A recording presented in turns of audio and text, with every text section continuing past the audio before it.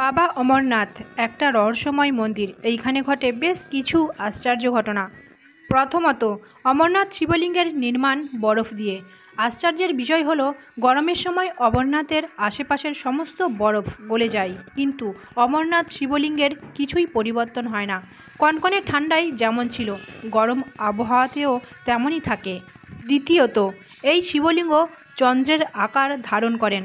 চাঁদ যখন বড় হয় তখন এটিও বড় হয়ে থাকে, আবার চাঁদ যখন ছোট হয়ে যায় এই শিবলিঙ্গও ছোট হয়ে যায়। পূর্ণিমার দিন এই শিবলিঙ্গ সবথেকে বড় আকার ধারণ করেন। তৃতীয়ত, অমরনাথ গুহা ছাড়াও ওই পাহাড়ে আরও অনেক গুহা রয়েছে। সমস্ত গুহাতেই জলবিন্দু পড়তে থাকে, কিন্তু কোথাও অমরনাথ শিবলিঙ্গের মতো দর্শন পাওয়া যায় না।